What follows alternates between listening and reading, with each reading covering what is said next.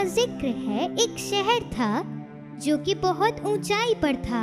वहाँ एक स्टैचू था जो कि एक खुशहाल शहजादे का था। ये स्टैचू पूरे सोने का बना हुआ था और उसकी तलवार के ऊपर एक रूबी लगी हुई थी और शहजादे की आंखों पर 2 एमराल्ड लगे हुए थे।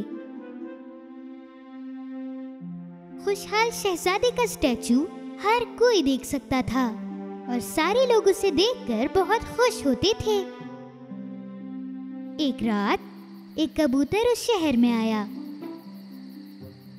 उसकी फैमिली सर्दियों की वजह से बहुत दूर जा चुकी थी, लेकिन ये पीछे रह गई थी। उसने एक स्टैचू देखा जो कि बीच में था। मैं आज रात यहीं गुजार लेती हूँ। वो कौवा शहजादे के बिल्कुल पैरों में आकर बैठा। आज रात मैं सोने के गद्दे पे सोऊंगी। जब वो सोने के लिए तैयार हो रही थी, अपने पर अपने मुंह पर रख रही थी, अचानक एक पानी का कतरा उसके सर पर गिरा। उसने ऊपर देखा, लेकिन आसमान साफ था और बारिश भी नहीं हो रही थी। और उसी वक्त एक और पानी का कतरा उसके मुंह पर आया और एक और।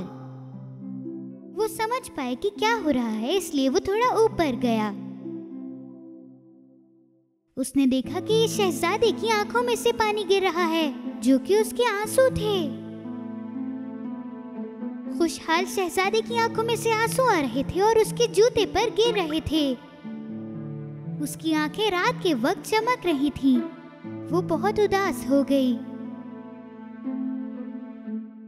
हेलो, और आप कौन हैं? मैं एक शहजादा हूँ। और आप रो क्यों रहे हैं? जब मैं जिंदा था तो मेरा दिल इंसानों का था। मैं कभी नहीं रोया क्योंकि मैं महल में रहता था। मुझे हरदम खुशियाँ ही मिली। उन दिनों मैं अपने दोस्तों के साथ गार्डन में खेलता था और रात को महफिलों में डांस किया करता था।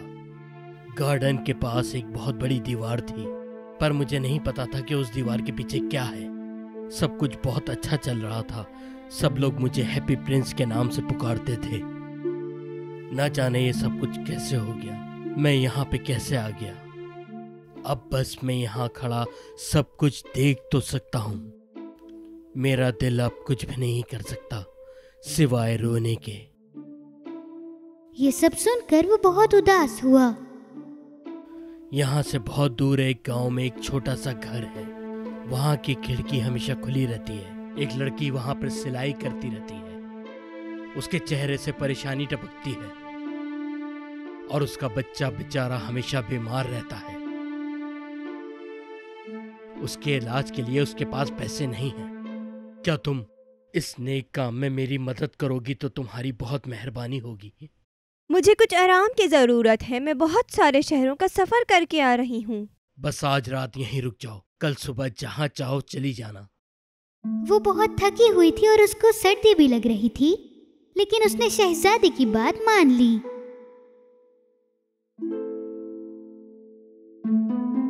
अपने मुंह की मदद से उसने उस रूबी को उठाया जो कि शहजादे की तलवार पर लगी हुई थी और वो सफर करने लगी इतनी गहरी रात को। आखिरकार वो घर आ गई और उसने अंदर देखा। छोटा बच्चा अपने बेड पर रो रहा था और उसकी तबीयत भी खराब थी और उसकी माँ सो रही थी। वो जल्दी से अंदर आई और उसने रूबी वहाँ पर छोड़ दी और उसके बाद वो उस बच्चे के पास गई और उसे अपने पैरों से हवा दी।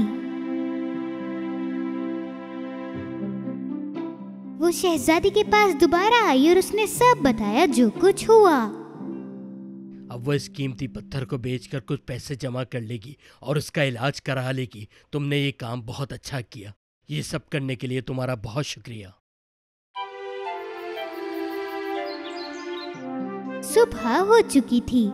जैसे ही वो वहां से जाने वाली थी, शहजादे ने उसे रोक लिया। हे, रुको, प्लीज रुको।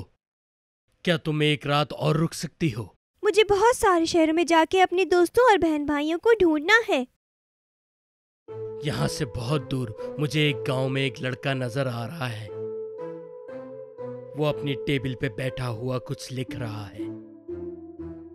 वो एक नया राइटर है और अपनी नई किताब लिख रहा है, लेकिन वो बहुत गरीब है, उसके पास खाने तक के लिए कुछ नहीं। तुम उसकी मदद कर दो। उसने एक दफा फिर उस शहजादे की बात मान ली और एक रात और रुकने का फैसला किया। मेरे पास देने के लिए और कुछ नहीं। हाँ, लेकिन मेरी आंखों के मोती बहुत कीमती हैं।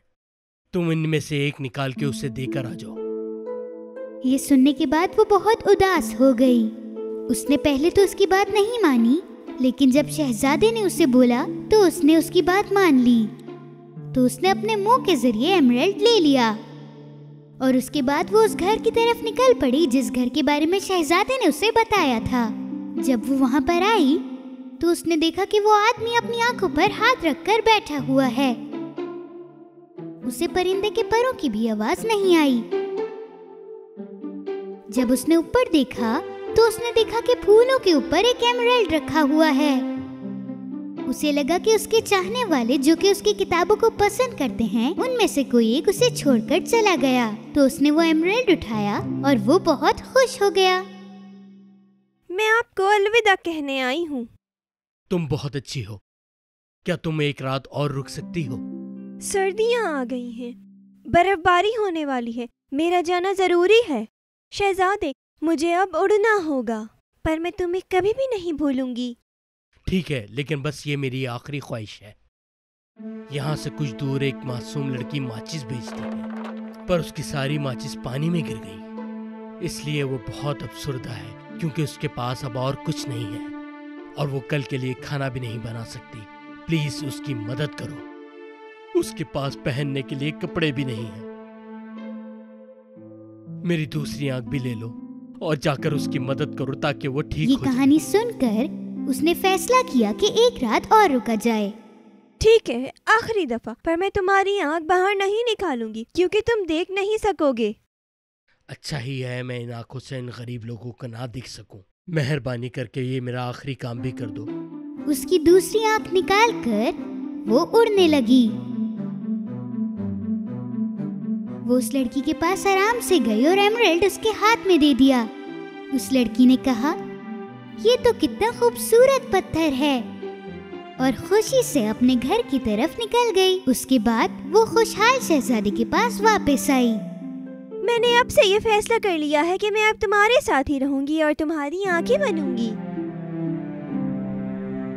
शहजादे ने उसे हुक्म दिया कि वो पूरा शहर घूमे और मुझे बताए कि क्या चल रहा है। उसने शहजादे की बात मानी और वो उड़ते उड़ते पूरे शहर की निगरानी कर रहा था। 2 बंदे आग जलाने की कोशिश कर रहे थे। जब वो थोड़ा आगे गई तो उसने 2 चेहरों को बहुत भूखा देखा। एक ब्रिज के अंदर 2 लोग बैठे हुए थे जो कि सर्दी में कांप रहे थे और एक दूसरे को गर्म करने की कोशिश कर रहे थे।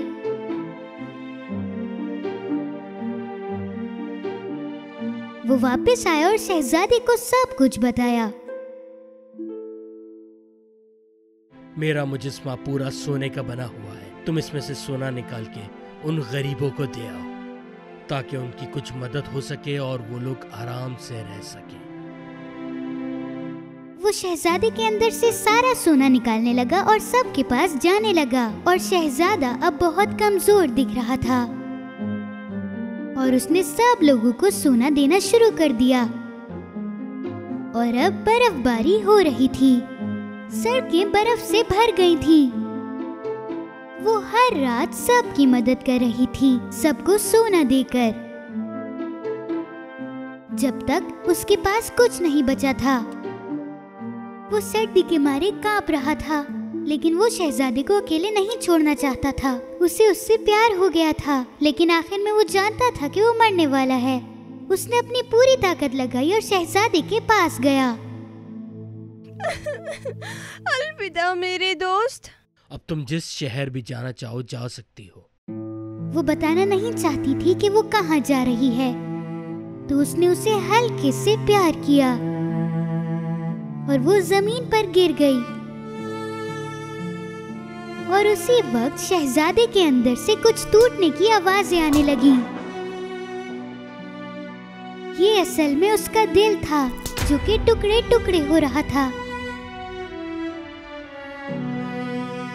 जब सुबह हुई, सब उस स्टैचू के पास आकर खड़े हो गए और सारे उस शहजादी की तरफ देख रहे थे। फिर उन्होंने देखा कि एक परिंदा नीचे गिरा हुआ है जो कि शहजादी के पैरों के नीचे है। सब बहुत उदास थे, लेकिन उन्हें एक आवाज सुनाई दी। वो वही इंसान था जिसकी परिंदे ने मदद की थी। अब मुझे समझ में आया उस शहजादे की ये हालत कैसे हुई। उसने अपना सब कुछ कुर्बान करके हम लोगों की मदद की है। तो खुशियां मनाओ और उदास मत हो।